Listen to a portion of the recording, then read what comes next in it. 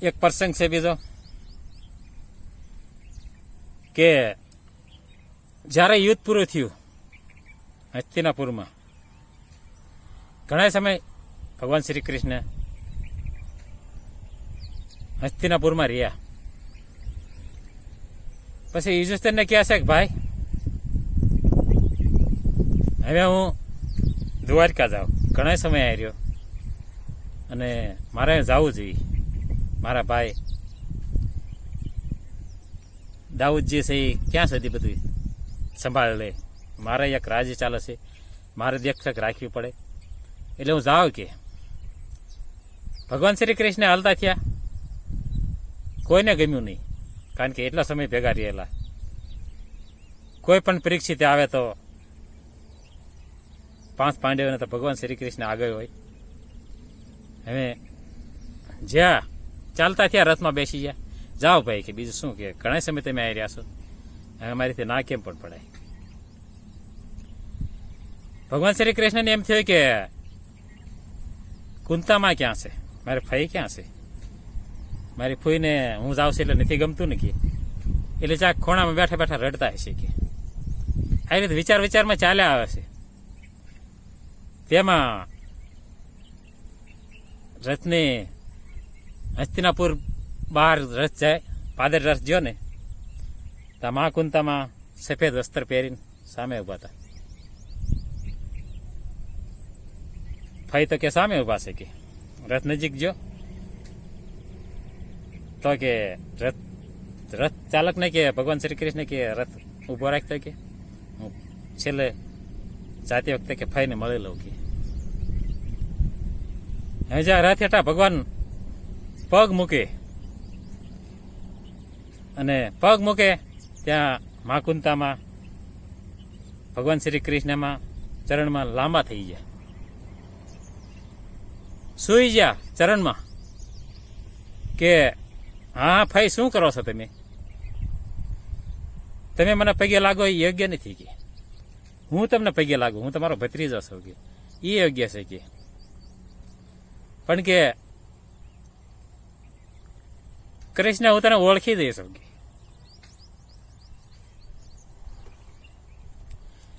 તા ભગવાનને એમ થયું કે શું મને ઓળખી જાય છે મહાકુંતામાં કે.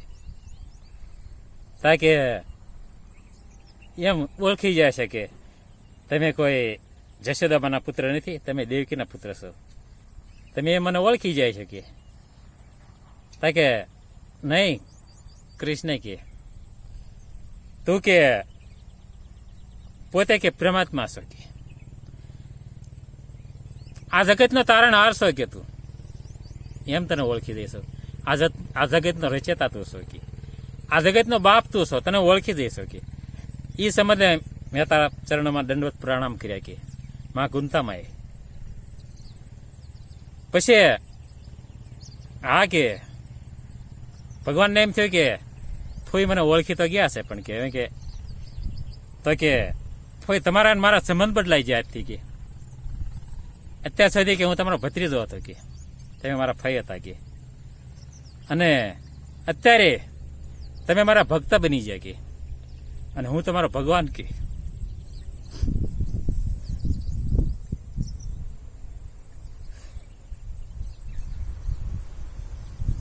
માંગો કુંતા કે શું આપું કે.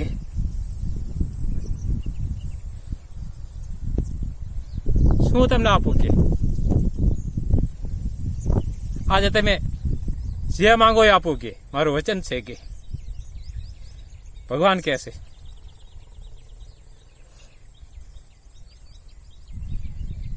ત્યાર પછી મિત્રો કુંતામાએ માંગ્યું ને એવું કોઈ સૃષ્ટિની અંદર માંગી ન હોય, કોઈ માંગ્યું નથી જે લગન, આવું મા કુંતાએ માંગ્યું છે. અને જે કુંતામાએ માંગ્યું ને આ સોનેરી ફ્રેમમાં મઢાવીને આપણા ઘરનો દ્વાર હોય ને ના લગાડાય કે કુંતાએ શું માંગ્યું ભગવાન આગળ. એટલે કુંતાએ એવું માંગ્યું કે પ્રભુ તમે તો આ જગતના દાતા છો, હું માંગીશ તમે મને જરૂર આપશો, પણ હું એક એવી વસ્તુ માંગુ છું કે હું જીવું ને ત્યાં લગી મારા ઉપર દુઃખના ડુંગર આવવા પડે કે આખર દુઃખના ડુંગર તૂટી પડવા પડે કે આની સિવાય મારે કશું જોતું નથી કે જોવો મિત્રો આ ભક્ત અને ભગવાનનો પ્રેમ હજી લગન કોઈ ભક્તે ભગવાન પાસે કોઈ અમીરાત માંગી નથી, કોઈ દોલત માંગી નથી. આની નામ ભક્ત. મને કે દુઃખના ડુંગરા તૂટી પડવા પડે એ દિવસે પાછળ ઊભા છે કે હા માં તમે શું માંગો છો કે અત્યારે લગી દુઃખ પડ્યા શું ઓછા તમને લાગે છે કે દીકરા આ મારા વાળ કે સફેદ થઈ જાય કે મેં એમનામ નથી સફેદ કર્યા કે આ ભગવાન જઈ રહ્યા છે કે તો એ તમને ગમે છે કે જ્યાં સુધી આપણે હાજર હતા કે કોઈ આપણી પર વિઘ્ન આવે કે તાકે આગળ ને આગળ ઉભા હોય કે એવા કે આપણને છોડીને ચાલ્યા જાય છે કે ભગવાન શ્રી કૃષ્ણ આંખમાં આંસુ આવી ગયા કે માં કુંતામાં ચાલો કે કાલે જઈશું કે ભગવાન ત્યાંથી પાછા આવ્યા અને બધા રાજ્યમાં બેઠા છે એમાં એકાબીજે પ્રશ્ન કરવા માંડ્યા. દ્રૌપદી, અર્જુન સૌને યોગ્યતા પ્રમાણે કે દ્રૌપદી એમ કીધું કે મારો ધર્મનો માલન ભાઈ છે ને કે એટલે કે પાછા આવ્યા કે અર્જુન એમ કહે છે કે હું એમનો ખાસ મિત્ર છું કે એટલે ભગવાન પાછા આવ્યા. આવી રીતે વાતો ચાલે છે. એમાં ભગવાને એક નિર્ણય કર્યો કે પાંડવો દ્રૌપદી હું એ કારણે પાછો નથી આવ્યો કે મારે એક કાર્ય અધૂરું હતું કે મારા ભીષ્મ પિતા અત્યારે છેલ્લી ઘડે ગણી રહ્યા છે કે આપણે બધાને ત્યાં જ આવવાનું છે કે અને એમને વિદાય આપવા માટે કે અને ભગવાને વચન આપેલું જે ભીષ્મ પિતાને એટલે ચાલો આપણે બધા ત્યાં જ આવી કે અને ત્યાં આવે છે પછી ભાલાની સૈયા પર સૂતા છે. ઈદુસરને કીધું ભગવાન શ્રી કૃષ્ણે કે તમે જાઓ કે રાજનીતિના જાણકાર યોગી જાણકાર જે સમસ્યા હશે ને તમારે કે એ બધી તમને શિખામણ આપશે કે એ ચરણમાં જઈને બધી શિખામણ આપી. ભીષ્મ પિતાએ બેટા આમ રાજ ચલાવાય અને એ સમય પાસે ભગવાન શ્રી કૃષ્ણ આવે છે અને સામે જઈને ઊભા રહેશે ભગવાન શ્રી કૃષ્ણ અને ભીષ્મ પિતાને સારું લાગ્યું ભગવાન પણ આવ્યા છે મને કે વચન આપ્યું હતું કે ભીષ્મ પિતાએ એક સવાલ ભગવાનને પૂછ્યો ભગવાન શ્રી કૃષ્ણને કે પ્રભુ આ જિંદગીમાં મેં કોઈ પાપ કર્યું નથી કે છતાં મને આ સવાસો તીરથી વિંધાઈને અને હું સૈયા પર સૂતો છું આ કયા પાપની સજા છે પ્રભુ? ભગવાન શ્રી કૃષ્ણ કે હું કોઈ હિસાબ કરવા નથી આવ્યો, મારું છેલ્લું વચન હતું તમને મળવાનું કે એટલા ખાતર હું આવ્યો હતો કે ના મને બતાવો કે ભગવાન શ્રી કૃષ્ણ કે તમે કહેતા હો તો તમને બતાવું કે હું તારી કોઈ પ્રશ્ન કરવા હું આવ્યો નહોતો કે માત્ર તમને મળવા માટે આવ્યો તો તમારી છેલ્લી ઘડી હતી કે એટલે કે તો સાંભળો કે આ જન્મ નહીં ઓલા જન્મમાં તમે કે એક રાજકુમાર હતા કે તમને નહીં યાદ હોય કે પણ મને મનુષ્ય માતનની એની મને બધી ખબર છે કે કોણ કેવા કર્મ કરે છે એ મને બધી જાણ પડી જાય છે કે સામે ઊભો રહેતા કે એટલે કે મને ખબર છે કે એ સમયે તમે ચડતે ઘોડે કે ચાલ્યા આવતા કે ઘોડો એટલો કે આવતો તો જે અને તમારા હાથમાં એક તીર હતું કે સામે એક સાપ આવતો કે અને તમે કે એ સાપને વાંકા વળીને એની ફેડમાં કે તમે આ તીર ભરાઈ દીધું કે, અને પછી તીર ભરાઈને તમે કે કાંટાની ઝાડ હતી કે એ સાપને એની પર ફેંકી દીધો કે આ કે એની સજા છે કે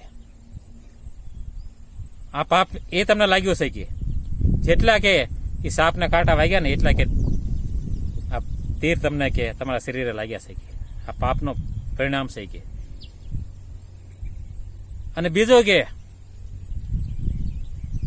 જે વ્યક્તિ અધર્મો હતા, જે પાપી હતા, એના કારણે જ્યારે મારી બેન દ્રૌપદી જ્યારે જુગારમાં દ્રૌપદીને બધું હારી ગયા, ત્યારે જુગારમાં હારીને જ્યારે બેઠેલા 5 પાંડવો ત્યારે દ્રૌપદીને ઢસડીને લાવેલી, અને તમારામાં ક્ષમતા હોવા છતાં તમે એનું રક્ષણ ન કર્યું. તમારી સામે કોણ બોલે એવું હતું?